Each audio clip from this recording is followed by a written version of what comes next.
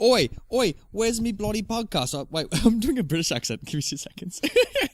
You're right. Boston, New York.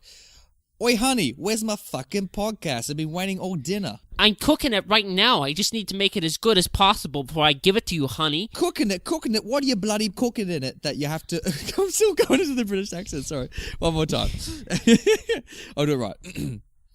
Oi, honey, what are you doing in the kitchen? I asked for a bloody podcast. What are you doing, huh? What do you mean, what am I doing? I'm cooking your podcast perfectly. It takes time, you know, honey. I've been waiting for hours. What are you doing in there? I'm cooking it right. I'm cooking it right just like you like it. Cooking? What are you cooking the podcast for? Who cooks a podcast? I'm cooking it. I'm flipping it over. Don't just put my iPhone in the oven, honey. That's not how you make a fucking podcast. What are you talking about? You want your fucking podcast, do you? Get the fuck out of here. What do you... Yeah, I do. Yeah, I do. He's your fucking podcast. He's your fucking Raging Bull and your fucking Thelma and Louise and your fucking cats. That's there it. There you go. Get out of my house. So, Nathan, I wanted to talk to you about our sleep schedules, especially...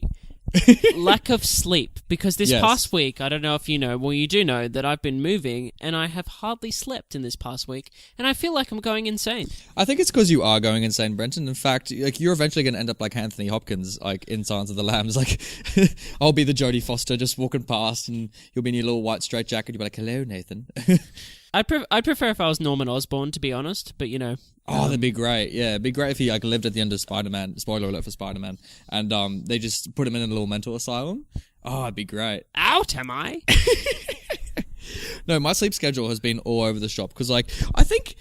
But see, I don't know, because, like, I've also had a very stressful week as well, because I've just been, like, organising me moving houses, because we're both moving houses at the same week for completely independent reasons. And I feel like at the end of the day, because I'm doing so much, I'm just coming home and just lying in bed, and you think you'd naturally collapse, but your head's just running through what you have to do tomorrow, if that makes sense. Exactly. Exactly, it does. It makes perfect sense, yeah. Yeah, but, like, surely, like, for you it'd be a little bit better, because, like, you have a girlfriend, so, like, surely you can just, like, talk to her before you go to sleep, and just, like, literally just vent it all out in bed and then just like collapse. Well, yeah, like, I mean, like, there's obviously massive positives like that, because it means I have, like you said, someone to vent to, someone to talk to, someone to communicate with, someone that understands me, who knows me for who I am. But, like, yeah, I feel like for me, I'm just alone. But it still doesn't change the fact that I'm fucking tired all the time, you know what I mean? Do you have, like, a vice that, like, wakes you up a lot? Like, do you do, like a lot of coffee or a lot of tea or a lot of cocaine? Like, do you do any of that? I've had to have some serious coffee fixes throughout the past week. But it's been keeping me going, and it's not the best, but it does the trick. Oh, okay, I hear you. Do you have like a full-on homemade coffee maker? Like, that you do, like, you have, like, that, like, fancy, like, pods and all that kind of stuff that you get around? No, and I wouldn't call pods fancy, but, no, I usually just go out and buy coffee out and about. Okay. Wow, man, you could save so much money if you got those bloody pods. Although, mind you, those pods are very bad for the environment. I had a girl once come over to my house, and I was like, "Oh, do you want me to make you a coffee?" She says, "Sure thing." She was very excited about it. And then I showed her the pod machine, and she's like, "How dare you? This is like you're contributing to the problem, man." I'm like, "Wow, okay, someone's not getting coffee." And someone's not coming back over. Nope. Oh, no. But yeah, But seriously, save the environment. Those polar bears are getting skinny. Come on, guys. Oh yeah, they are. I mean, yeah. Even like the little plush toys, they're removing stuffing just to teach kids a message. So, but yeah, like I don't know. I feel like I actually quit coffee in 2017 because I was having too much of it because I had too many sleepless nights. I reckon with coffee especially, there's this weird thing where, like, do you feel like you ever have too much of it, Brenton? I've had too much of it in the past, yes. Oh, okay, cool. So how's your relationship with it this week? Oh, look, it's been fine. Like, it's probably the most coffee I've had in like a while. I weaned myself off it, but like I've worked as a barista as well, so I know what it's like. Could you imagine the irony if you didn't drink coffee as you were a barista? Like, people would be drinking some real shit. That's what I. Have you ever met anyone in the business that like doesn't do coffee? Like who serves but doesn't actually drink it? I wish I could say yes, but no, unfortunately not. Nah. There's no barista that does not drink coffee. I wish there was. I really wish there was. Could be a fun story to tell, but unfortunately not. You've never, like, it was like a dark and stormy night and you're all sitting around the cafe one day and then suddenly like one just walks in with like a peg leg and says like, I've never drinking coffee. And they're like, whoa, where did you come from? He's like, I went to the Caribbean and I saw it was made. You don't want to drink coffee. And you're like, continue, sir, please. It'd be great. And then he just he just fucking evaporates. Like, he's like, and behind he's like, I don't drink coffee. And where he stood, where he evaporated, is like one little coffee bean. What the fuck? Welcome to Classic Movie Banter! Hey! Episode number 36. 36. This is the podcast where we review films that are 20 years or older. That's right, 20 years or older. That makes them a classic. Hence, we review the classic movie, and then we have some banter, hence the name Classic Movie Banter. Now, my name's Brenton, and this is... And I'm Nathan, unfortunately. And today we're talking to you about... We're talking about a film. I'll let Nathan take it from here. Oh, really? In the sense of... Why are we talking about this film, Nathan? Oh, right, because this is a very special episode. This comes out, 28th of January, I want to say. So, it was my birthday this week. So woohoo! Happy birthday, Nathan! Happy birthday to me. I feel like I'm Cusco from The Emperor's New Groove, where it's like, it's my birthday gift to me. And he has like his little like castle on like a little theme park. Like but Hey guys, send those tweets to Nathan. Wish him a happy birthday, guys. Oh, thank you on CMB. Come on. I'm turning that ripe old age of 23, so my bones are getting that little bit more brittle. And since it's my birthday, I've been wanting to do a movie for a while, and we thought, fuck it, this can be my gift to me. I sound so vain, where we just talk about a movie that I really want to talk about. But yeah, I don't know why we always announce the titles of the films as if no one knows what we're going to be reviewing this week, as if they just never read the title of the podcast. Hey, maybe they don't. You don't know. You don't know that. Yeah, you don't know what people do. Them. Yeah, true. They could just like be on a playlist and just randomly this pops on in and they're like, who are these idiots? Why are they in my feed? Exactly. Yeah. Nathan, your favorite film of all time is Raging Bull. It's this movie. It's this movie that we're seeing again this week. And Nathan, do you have a question for me? I do. Brenton, my favorite movie of all time. Can you please pitch to me? I'm going to keep saying it. Can you please pitch to me Raging Bull? Hey, Mr. Scorsese. Hello. How are you going? It's Marty. My name's Robert Marty. De Niro. Hey Marty, I'm Bobby, and I've got this script that I really want you to direct me in. I know you just got over that drug overdose, but hey, I think this could really save your life. Yeah. It's this movie called Raging Bull, and is it about bulls? It's about this. It's not actually. It's about a real life dude, this boxer called Jake LaMotta, and it's basically his a film that follows his boxing career. Though that's not really the focus of the film, because even though he's a raging bull in the boxing river, he's also a raging bull in every fucking aspect of his life. So it's about like it's literally a guy like imploding and his self-destruction over a number of years, and how he's specifically how that amalgamates in his relationships with his brother and his wife. Oh. Sorry, wait. Are you pitching to me Martin Scorsese, a movie where the main male protagonist builds up a career and then has a disastrous, tragic fall in the second half of the movie? Are you saying that's what Martin Scorsese should make as a film? Or maybe every film of my career? I think you should do it, dude. No one will see it coming. No, it's such an original work. It's like, if I was Tim Burton, I want to do a film with Johnny Depp. How original. I'm ripping the Band-Aid off. It's coming off. Great pitch. Oh, SWAT team. You just did it. You did it perfect, SWAT team, Brenton. take it away. I love it. Good job, man. Let's talk about this. Let's talk about this fucking movie, Raging Bull. It's a good movie. It's a pretty good movie. Is it your favorite movie of all time, like it is for me? Personally, no, it's not. But I can understand why it's your favorite, and I think it's very well made. Is it my favorite Scorsese film? No, it's not actually. Wow. Is it one of his best? Why, yes, it is, Nathan. Why, yes, it is. Tell you what, is it better than Last Temptation of Christ? Hey, you know what? It is. Wow, it is. I will give it that. Dafoe. In fact, it's probably in the top 3 of his films. Oh, wow. Good stuff. At least. Yeah. And that's from one viewing from me, so, you know. Because I've seen this film definitely a lot. And I remember I didn't make this film my favorite film until I saw it a fair few times, and it really sunk in. So, like, because you've seen this for the first time. See, I love this because you're seeing it for the first time. So, I'm going to ask you all these cool things. Like, you're so fresh to it. It's like meeting someone who just watched Harry Potter for the first time. Exactly. Yeah. I think this film is like it's like perfect. This movie, it's pretty perfect. Like it's so exquisitely crafted. It's so well acted. The direction of photography is spot on. The use of light is amazing, specifically because this film is in black and white. Yes, and black and white. It takes something that is pretty formulaic, as we were saying. Especially when it comes to Scorsese, and I know at the time that may not have been the case necessarily. Because he like just started his career, or he had it like for 10 years or something like that. He really. It's not even that it's necessarily original. He just knocks it out of the park in terms of execution, which I appreciate. You know. Yeah, I appreciate you, Martin Scorsese. Thank you so much. Oh, He is a genius, isn't he? Oh, like for me, like it's taken me a while to realize this, but he's probably like my favorite film director of all time. He and like it just feels like such a Scorsese picture. Like the reason actually, Brenton, because when I was thinking about it this week when I pitched you this movie, in real life that we should watch it, I was regretting telling you it was my favorite film of all time because I feel like I may have overhyped the movie, and I was worried you were going to maybe react against it. Because like I was thinking this is the best film in my opinion that's ever been made. No, dude. I that didn't even come into question when I was watching this. I watched this film. I will admit right now, I watched this film in 2 sittings. Oh, good. That's healthy. That's fine. It's a long film. I watched it hour 1 and I watched it hour 2, and I swear to God, like this film, it's 2 hours and 10 minutes.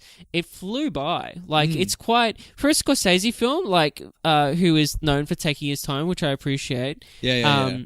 He's also known for he's got a pretty good in terms of pacing. He's quite on the money, and this is on the money for sure. Like it's 100%. so well paced.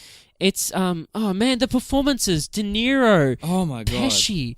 That's the thing. Shit. I think like the reason this is my favorite film of all time, out of everything this film does, the reason it is my favorite film of all time is because I think it has the best dialogue in cinema.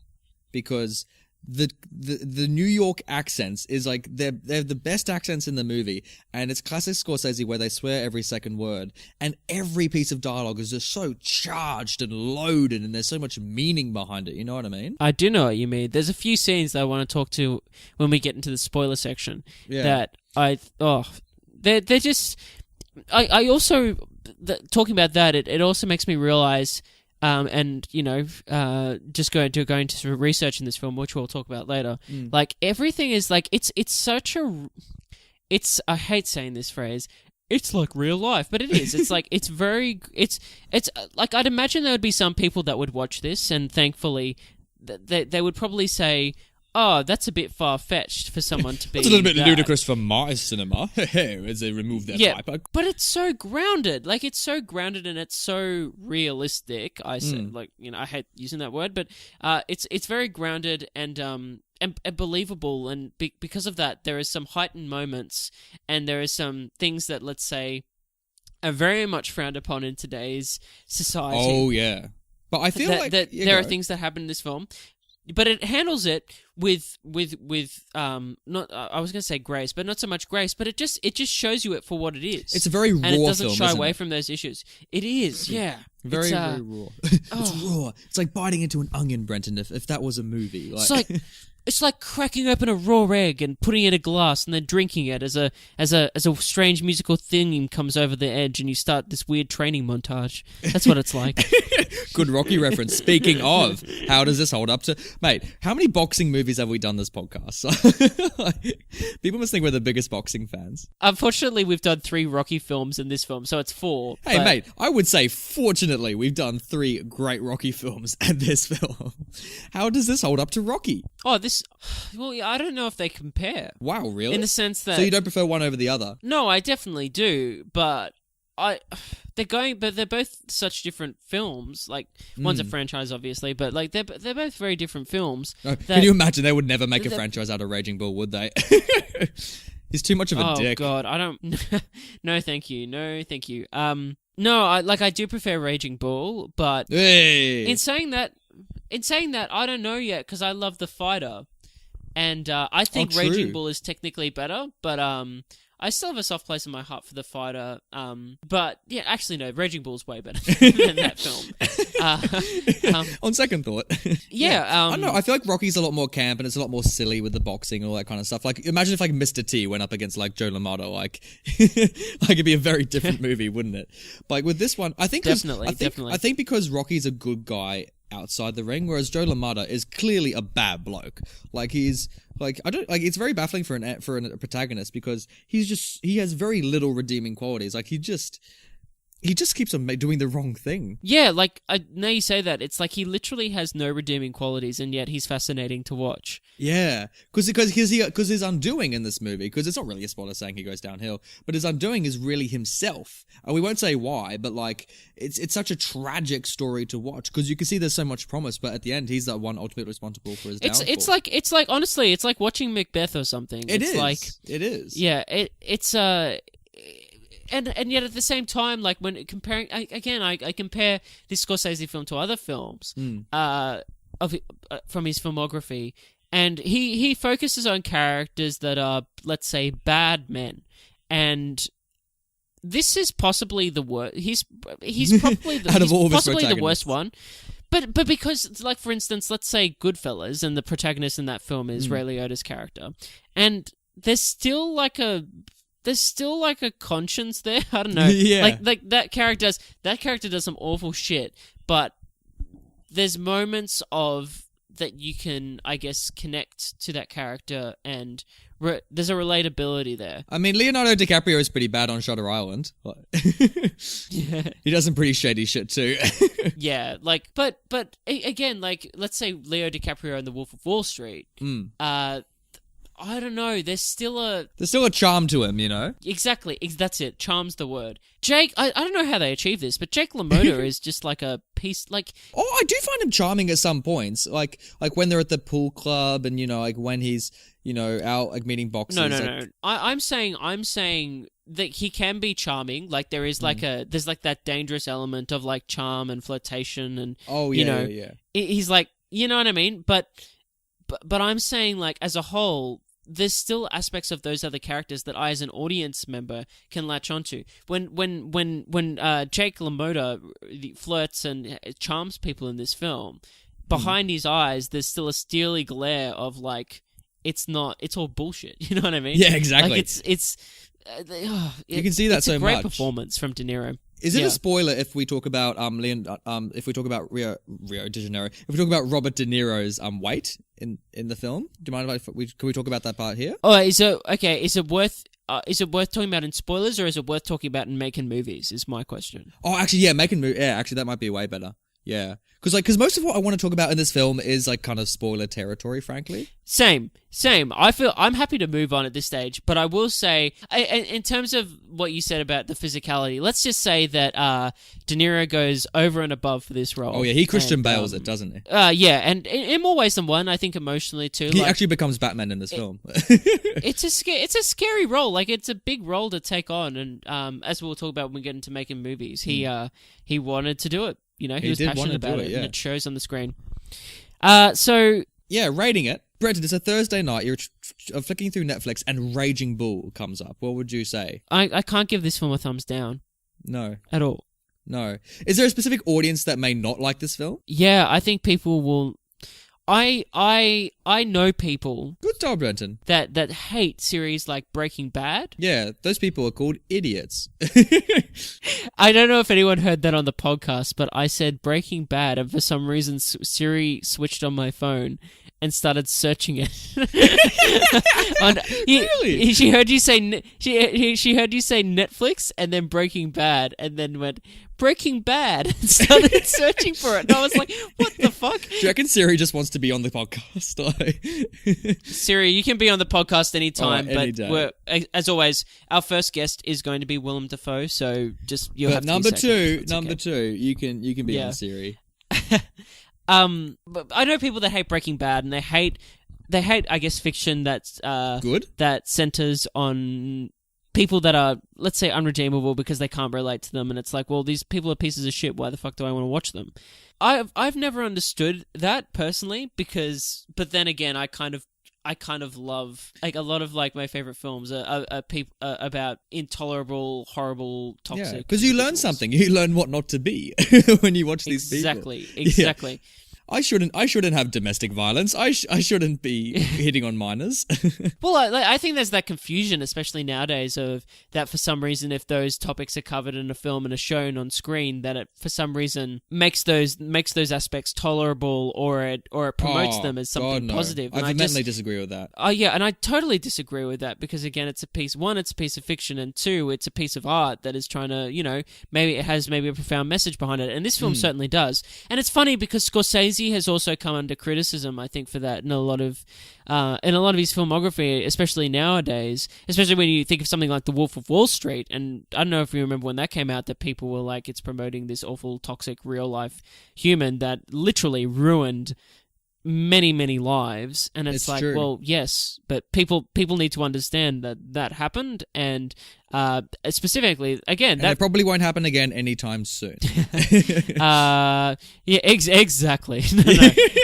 That's the real message of that film. So yeah, like, I don't know, I feel like for those people, maybe avoid this film, but I feel like if you have seen a Scorsese picture before, like if you love Wolf of Wall Street, you'll 100% love this. Oh yes, definitely, yes. Yeah, so it's a thumbs up from me too. This is probably a better film than Wolf of Wall Street, to be honest. But yes, I agree. I think it is. It's my favorite movie of all time. Watching it again this week, it's still my favorite movie of all time.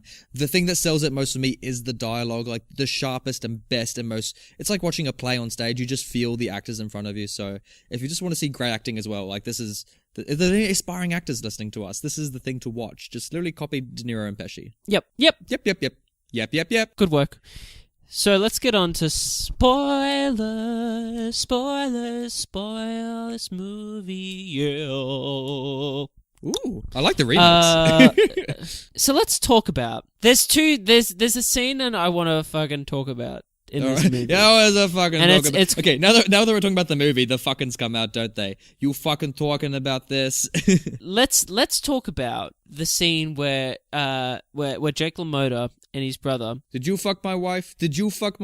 Yes. Did you fuck my wife? He's fixing.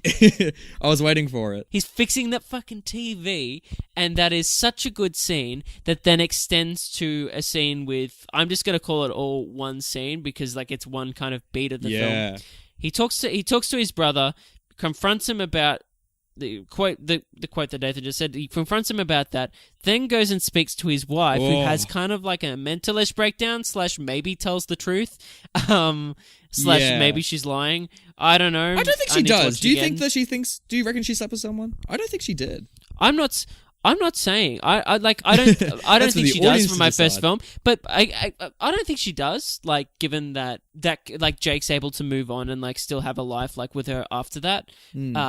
Anyway, so they have that scene, and then he takes it out onto the street, storms into his brother's house, who's having dinner with his fucking family and little toddler kids, and bashes the fucking shit out of him. I know. Like it's so brutal, and like he's doing it right in front of the kids, and they're just watching. Yeah, that was such a Scorsese moment where it flips to this perspective of those kids. I love the shot as well, where they're all like calmly having dinner, and the way it's framed, you see De Niro walking down the hallway before he arrives. Yeah, and it just builds that tension. He walks down the path, opens the front door, closes the front door, and then walks down the hallway as Joe is eating a sausage. I'm pretty sure. And it's such a good job of tension building, isn't it? It's awesome, and it was so perfect. But for me, again, that's the climax of the scene. But for me, the highlight is that first quiet scene where De Niro is fixing the TV and chatting to Joey. Let's get back to the acting and the dialogue that you were talking about before. Yeah. Let's talk about just the subtleties, dude, of like Joe Pesci, man. Because like his face just says like he's guilty, doesn't it? Even though he's not. His face is like... But, I mean, like when you're dealing with someone that is like almost delusional with like... With the idea of something and is fixated on an idea of something, at that point you can't say anything right, and that's like exactly. It's like it's that reaction. You know what I mean? It's like if he says he didn't, it's going to seem like he did. if he says he didn't, he's going to say he did. And so he's like, look, I'm just not going to say anything, which in a way is still like saying you did it or you didn't do it. So there's no way just of winning answer the that question. scenario. It looks so bad that he just didn't choose to answer it with a no. But I think either anything he answered with was going to result in what happened in the following scene. Because it's that idea is like planted in Jake's head, and then he's just like, I'm going to bash the shit out of this guy. Well, actually maybe he wouldn't have if he hadn't have gone into his wife and his wife had said, I've fucked everybody on the street. You know what I mean? Yeah, because it's a whole chain of events. Like Joe Pesci fucks up and then she fucks up, and if they both didn't, then it wouldn't have happened. It's like for her, I think it's like a claiming of a moment of like strength of being like, yeah, and you know what? I'm just going to say this to as a point to like get you is what I kind of took it as. And then it's like, well, you're gonna say that and say hurtful shit to me, even though I've hurt you probably a lot more in the context of this film. I'm gonna go and bash the shit out of my brother, and that's on you. That's all on you, biatch. But also, I can't believe his hypocrisy, because the whole film he's so paranoid about the fidelity of his wife, but he's so adulterous himself, and I don't understand that. Like, why he consistently is so adulterous, and yet he's so paranoid about her. It's complicated, dude. You piece of shit. whipping that out in front of me. It's complicated. I know, like it is complicated. Like, but I do love that he gets his comeuppance for or I don't actually enjoy it because he bloody hits on a minor. Like, it's horrible. But he does get his comeuppance. He does it. He does that in the first place, though. She's underage when he meets her. His wife, I mean. Oh yeah, that's right. He does too. He's a sleazeball, dude. He is a sleazeball. I love that he rocks up to a pool party and Joe Pesci just immediately knows who she is because it's like the 1940s and everyone in New York knows everyone. Exactly, yeah. And he's like, oh yeah, she grew up around here. She's like, it's like this is a random girl that he just pointed out and he knows all this. Like, that's amazing. I've got to say, like, as well, let's just to talk about scenes, because I just want to get through all these scenes. Yeah, go for it, man, because there's a lot. There's a lot to this movie. The setup for Joe Pesci's character is really, for me, that scene in the kitchen where De Niro asks him to punch him with the with the tea towel wrapped around his hand as though it's a boxing glove, and just repeatedly punch him. And it's such, and that moment does have a payoff later in the film when he finally gets loses his championship, he loses his title when he's like, come on to Sugar Ray, who beats the living hell out of him. Oh my god. And speaking of which, just the fight scenes in this film, how like in the boxing ring you literally see a punch happen and the cut slice through their skin on their face. You literally see in those fight scenes a punch thrown in someone's face and their head slice open and the blood like squirt out in slow motion as the next punch is already being landed on the other side of their face. It's pretty brutal. God, I know. Like, the fight choreography is like radically better than Rocky, isn't it?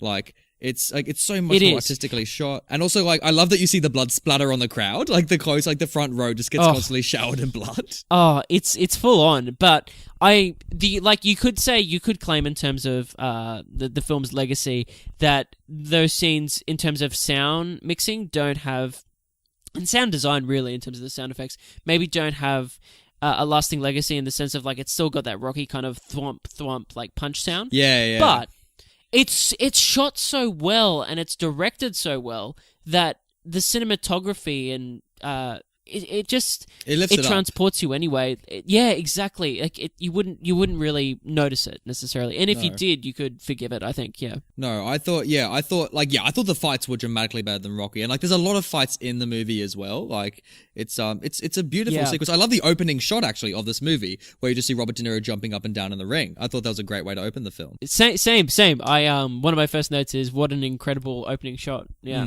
I thought it was really, really cool. And I think there's the way this film's shot. There's a lot of old cinema. Like I love it when he has his bruises from his fights, and his new wife suddenly kisses him, and it's a very extreme close-up shot, and it's very like cinema like of the 40s where like she's so beautiful and so shiny. Like I think the actual way he shot Vicky, whatever her name was, like I think he did remarkable work. Like. Yeah. Yes. Also, I agree. do you find it funny that like, well, not funny actually. Do you find it bizarre that like his old wife just randomly disappears in the movie? Because like. It goes from like her from having a scene where she throws like a piece of glass out the window at him that nearly kills him, and then like he meets this new chick and then she just vanishes. There's no like divorce scene or like, you know what I mean? this might be controversial for me to say because people are like, obviously that story maybe probably deserves to be told, but I will say that in terms of the art of the film, it says a lot that the film doesn't, because it's all from Jake's perspective. It doesn't even take the time to see her out of the movie, and I think that's such a I know. It's such a good decision. And it just shows what a piece of crap this guy is. You know what I mean? That he's so crap. Yeah. But obviously he's a lot better with his new wife. Like, I think I love the way that, especially when they have their honeymoon and when they're like sharing these really, really amazing moments. I love it when they're sharing these great memories, and if the film only goes into color for that tiny montage. Yes, yeah. And it's a great montage too, dude. It's really, really good, and it's great because like you see these happy memories of them all, getting together, and Joe Pesci and his wife and all that kind of stuff. And then because it's funny because by the time you see the family at the end of the movie where he's larger and he's got like his kids and they're all looking miserable, it's so funny juxtaposing that, but when they're by the pool to like those memories where they're also by the pool. Exactly. Yeah. Oh. What I thought with Joe Pesci, I thought his actually greatest scene was when he fucking loses it at the other boxer, and it just escalates and keeps going. What did you reckon of that scene? You know where he's at the club? Oh, that's the. I know that we were saying that you were saying, oh, it's so brutal when he beats the crap out of Joe Pesci at the end of the film. But I gotta say, the most brutal scene is when he sticks that guy's fucking head in the car door and starts slamming it on him. Like, but again, I just want to give credit to Joe Pesci, his performance in this film, and just him as an actor. He is so talented. Like, we'll get into making movies and stuff about how he came to be in this film, but he's so incredibly talented, and he's got this ability to just escalate scenes at the touch of a hat. And it's funny that, because again, him and De Niro just play off so well off each other, and which is hilarious because they've got actually no, it's not a similar dynamic, but again, they play off so well each other in something like Goodfellas, where De Niro is basically a psychopath, and so's Joe Pesci to a certain extent. They're both like a couple of psychopaths, but it's that thing that they can both just escalate a scene in like a millisecond. Because that scene starts with him just going, because he's forgiving the boxer. He's like, oh yeah, we make peace. And he says, yeah, there's nothing going on. And he just picks up the glass, just smashes it, and says, nothing going on, and he just like leaps across the table. But it's like that glass smash in the face is like, you watch it, it's so sudden. Yeah. It's like I don't know how to describe it. It's like lightning. His hands like in one spot. Yeah, it's just like in his face, boom, and he's like straight across the table. It's such a realistic fight scene as well. But again, I just want to give credit to Joe Pesci because for me, he's probably the moral compass of this film. Oh, easily, yeah. Like, I know we were saying before, and I think that's why this film's forgivable to people that maybe are like, oh, well, this film's about piece of shit characters, like something like Breaking Bad, where it's like Jesse and Walt. It's like, who the fuck am I want to root for here?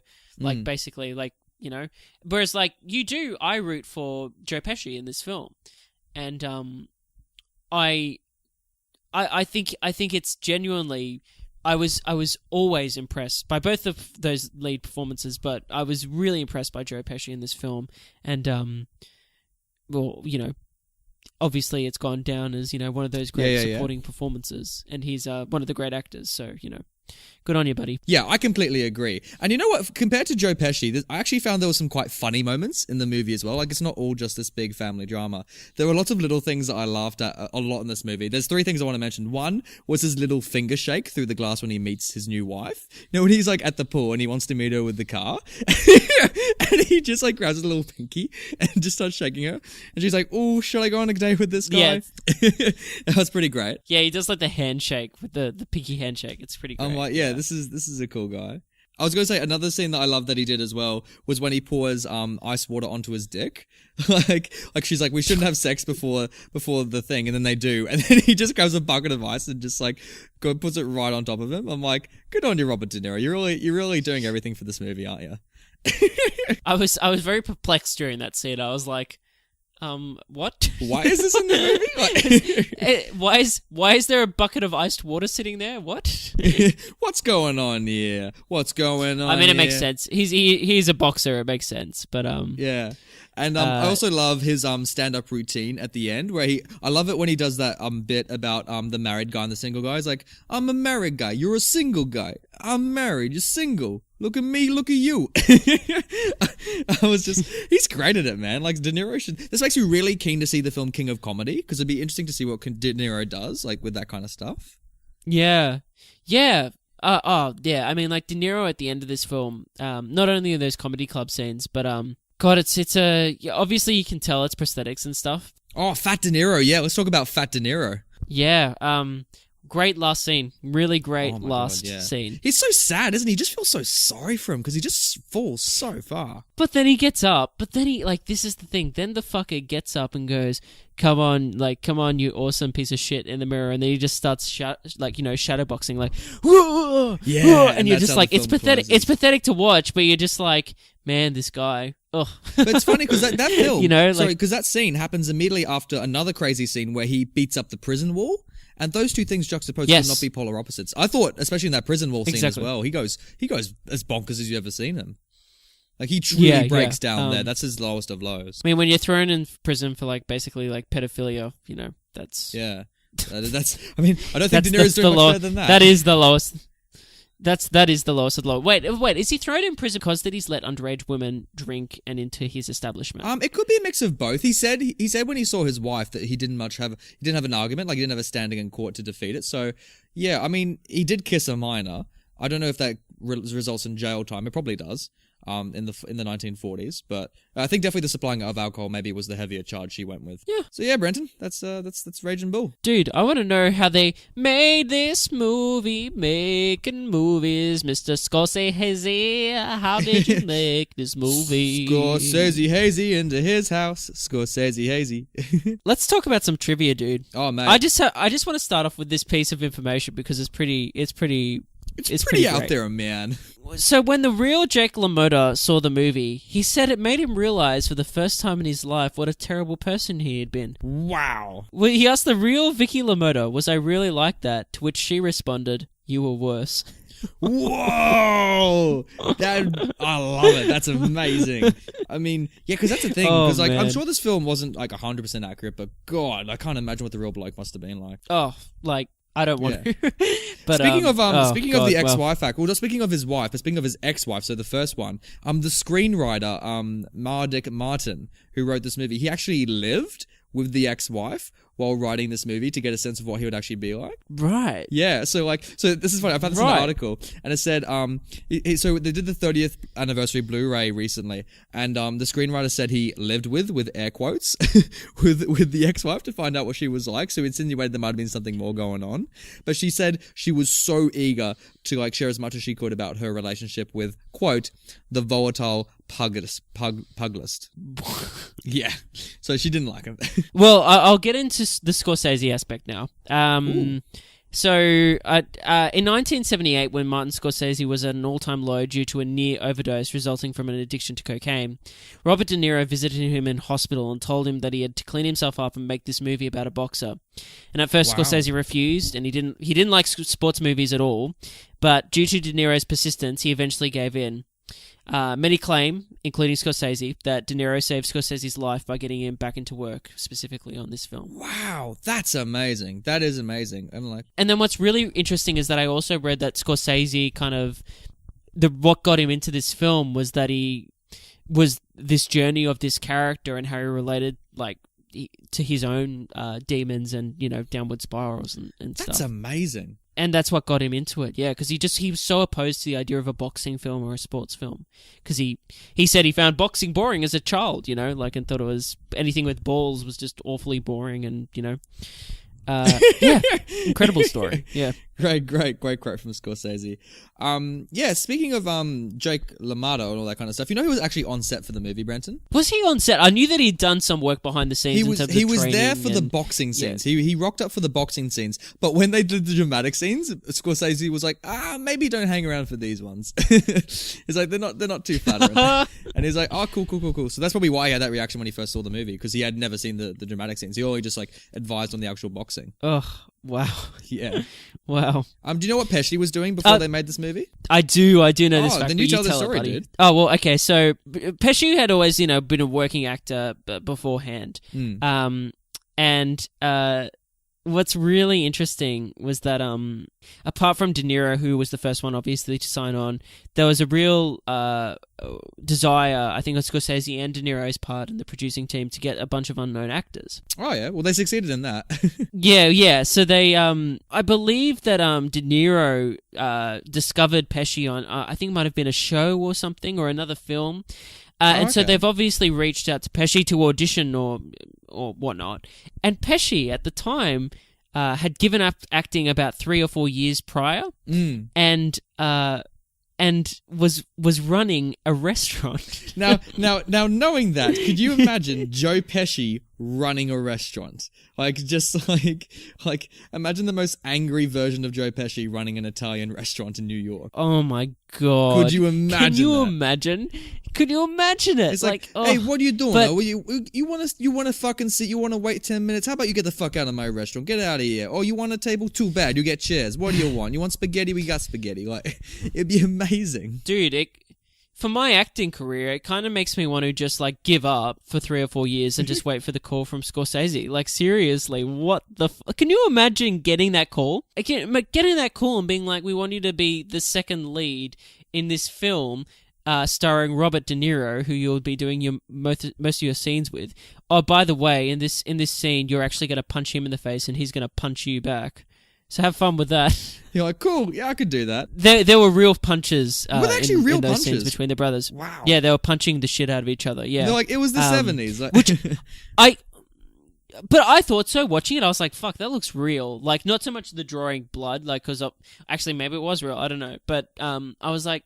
But the hits looked real, and the sound didn't quite match it, obviously. But the hits, I was like, "Oh fuck, that looks like a real punch." Damn. And I was like, "Oh, it was." I suppose Stallone has also told stories where when he did the Rocky films, he gets punched now and then too, just by the nature of the work. Like, you just accidentally get punched sometimes. Well, De Niro actually broke one of Pesci's ribs in a sparring scene in this movie. Whoa, really? Yeah. So the shot is actually in the film where he broke his rib. So De Niro hits Pesci in the side, and Pesci groans, and then there's a quick cut to another angle once that groan happens. Oh my God, really? Wow, that's amazing! I never knew that. That's awesome news. I'm obviously not for Pesci, but like, and like, with the viewer, like, yes, break him more. But De Niro is like athletic as fuck in this movie. Like when he's in his prime as a boxer. God, yeah. Like, holy shit! Like I know like Stallone is like ripped in the sense of like he looks like a bodybuilder and he's like built himself up so he looks like really fucking lean and like built. But De Niro, dude, he just looks like a real fighting monster machine. You know what I mean? Oh my God, yeah. Who do you reckon would win out of Rocky and bloody Jake LaMotta? Oh, I think Jake LaMotta. But he's okay. Actually, what stage of Jake LaMotta? Like when at his peak, or like at the end of his career when he's just standing in the ring? No. Okay. Jake LaMotta wins hands down if Vicky, his wife, calls Stallone. Oh, he's all right looking before the match. Oh. Then Rocky is dead. Like, he will die in that boxing match. Oh my God, yeah. Oh my God, he would be murdered. Like, that'd be amazing. Could you imagine just what's Rocky's wife name again? I'm blanking for some reason. Adrian. Oh, no. Yeah, Adrian. Yeah. Can you imagine if like Adrian and Vicky are just standing there behind the rings and they're just like, and like, you know, Vicky's trying to bitch about Stallone and Adrian's just like, oh, maybe you should be nicer in boxing, and she's like, fuck you, like. Oh, I reckon Adrian would win in a fight between her and Vicky, frankly. Oh, I agree. Definitely. Yeah. Definitely. I would pay to see that movie. That'd be great. Do you reckon De Niro's film would have been better if it had a training montage as well? No, because I like the montage of the happy families too much.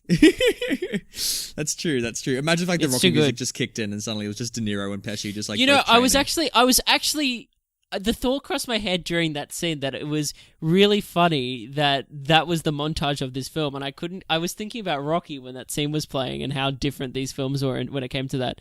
The Rocky, it's all about the training, and this one, it's all about this kind of quaint, happy moments and these personal moments with these families.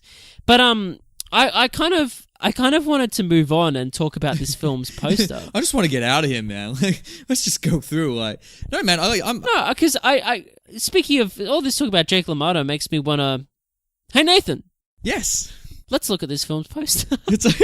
What a segue, Brenton. We're really getting better after 36 episodes, aren't we? Like, I've hit my stride. I didn't fail you. I did a great job. Raging Bull. So, Raging Bull, starring Robert De Niro. What do you reckon? Do you like that Raging Bull's in air quotes, Brenton? No. I don't know why it's like that. Like it's. What do you think of the poster? It doesn't look like him, does it? No. Yeah. Actually, is that the real Jake LaMotta? Maybe. That's what I was thinking. It might be. I don't know, because that's a really. Yeah, I generally don't know. Maybe people think it's a documentary of him, but it says Robert De Niro on the poster. Maybe like. Exactly. I don't know. I'm so confused. This poster's confusing, Brenton, if anything. It's in saying that, it's kind of the perfect poster for this film, in saying that. Is it? Because it's... The idea of it is perfect, that it's him, sweaty as fuck, like in the boxing ring, but staring down the camera like a freaking animal. That sums it up, dude. That's he definitely does look like a raging bull in that. See, I think a better poster, Brenton. I think a better poster would have been if it's just a shot of De Niro fixing the TV and he's looking angrily at the camera. I have a better offer. Nice to E5. It's a shot over the shoulder of De Niro looking at himself in the mirror as he pours ice water over his dick. and the film is like Raging Bull ? Raging Bull. So, title talk. What do you reckon? Was there a Raging Bull in Raging Bull? No, there fucking wasn't. I was waiting for the bull to rock up, Brenton, but it never came. There was no bulls in this movie. Thank God it didn't.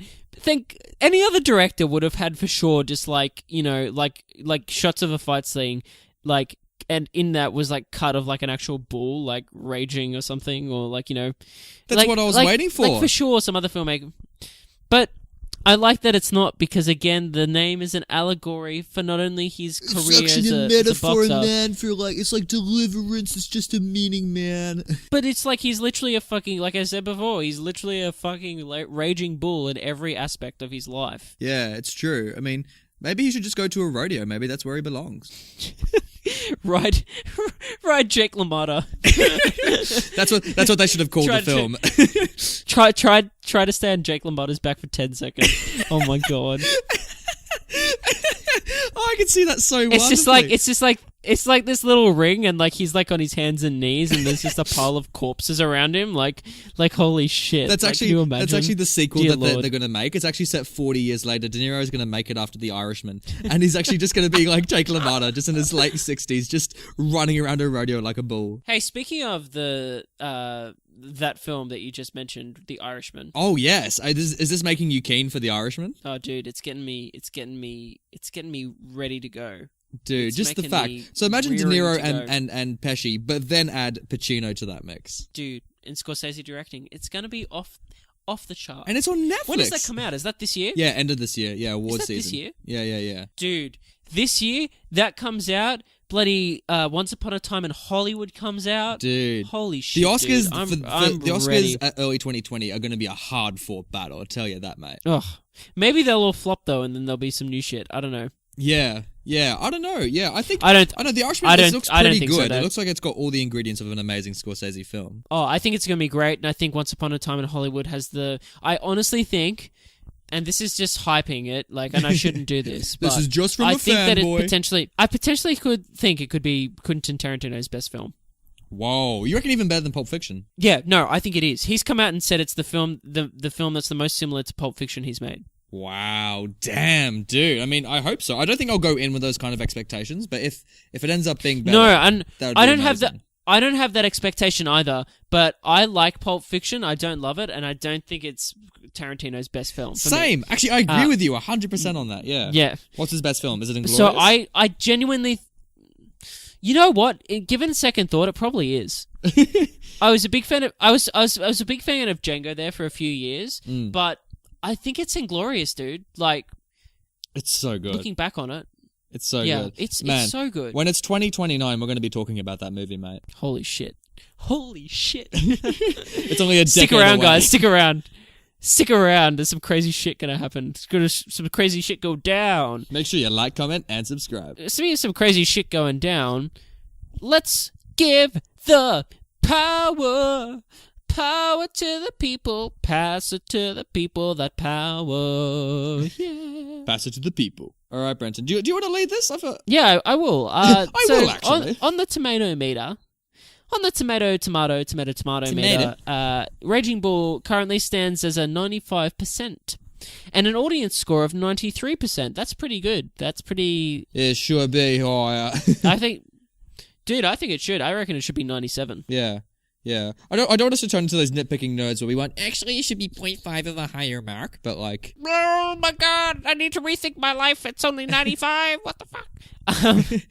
Peter Ackroyd of The Spectator says, this is, I suppose, a film about a slob, a violent and stupid man whose few brains are knocked even further sideways every time he enters the ring. But somehow he becomes intriguing in the telling.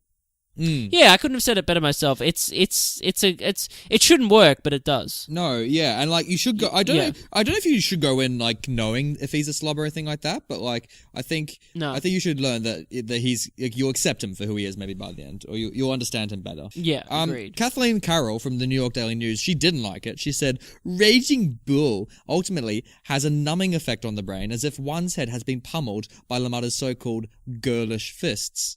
Yeah, what is he going on about having girlish fists? Because, like, it doesn't really make much of a difference when he ends up slapping his wife and, like, beating up his brother. No, and they seem to do the trick, so... Yeah, I don't know. They do the job.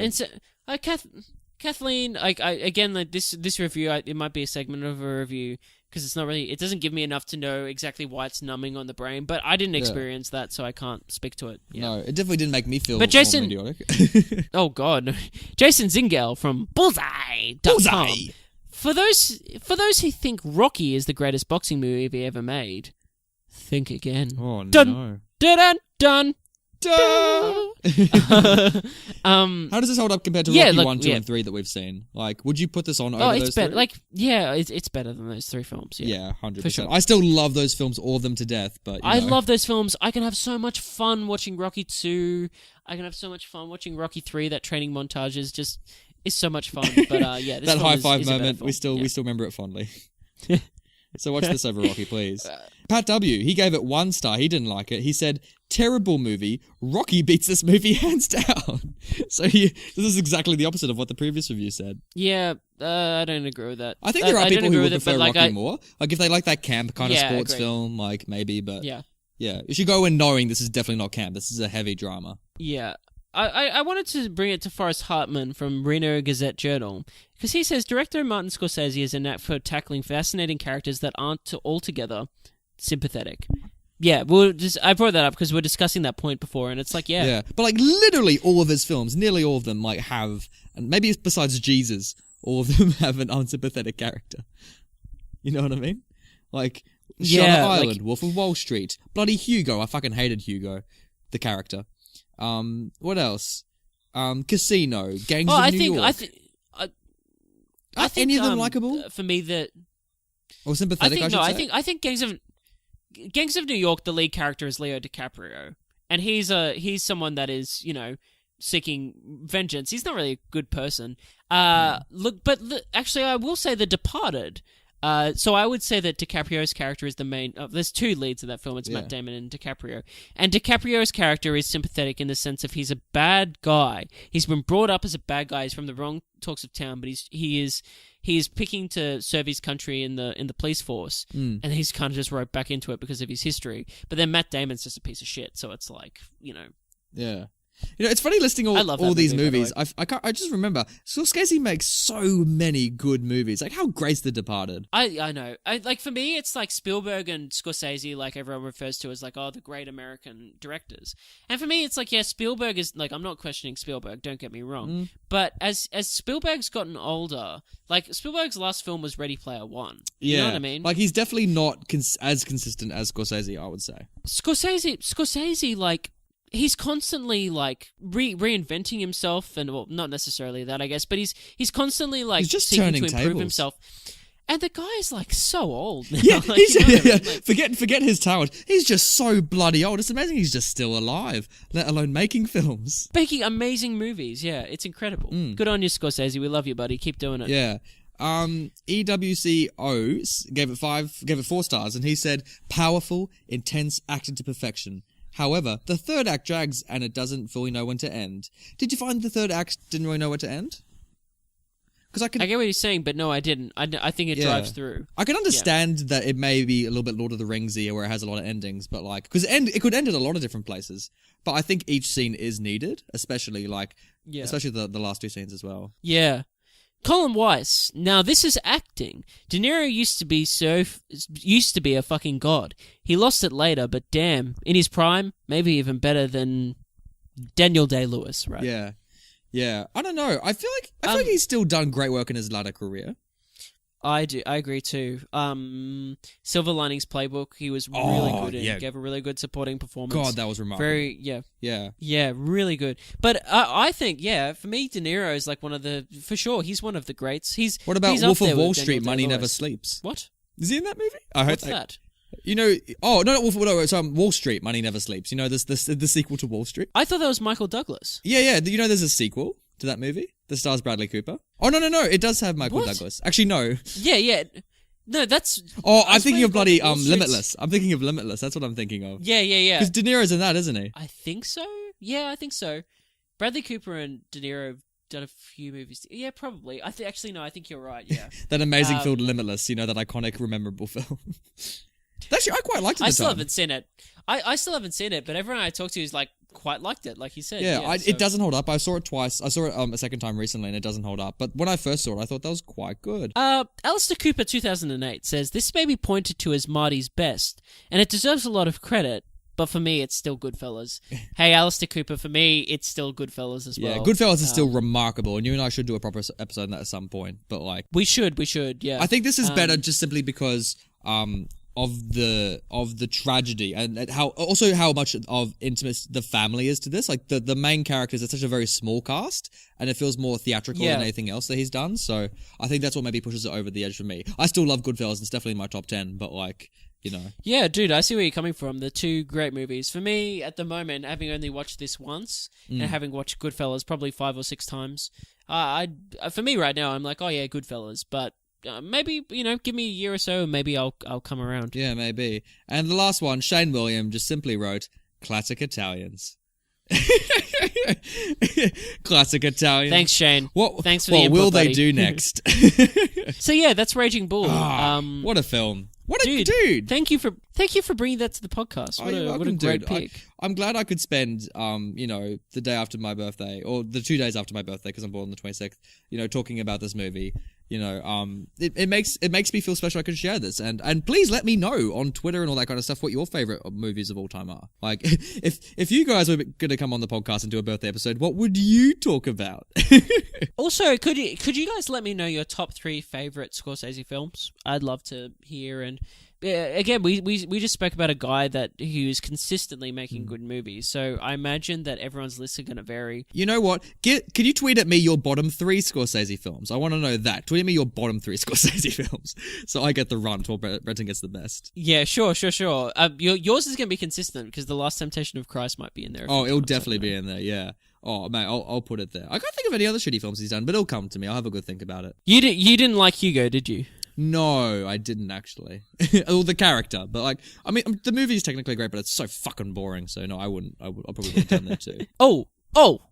I look at myself in the mirror. Oh, well, is it a big crowd out there tonight? Oh, okay. Got a podcast. Gotta go. You ready, Nathan? You ready? Wait, let me just beat up this mirror one time. Oh, my hand! Ah! There's glass everywhere. What you doing, boy?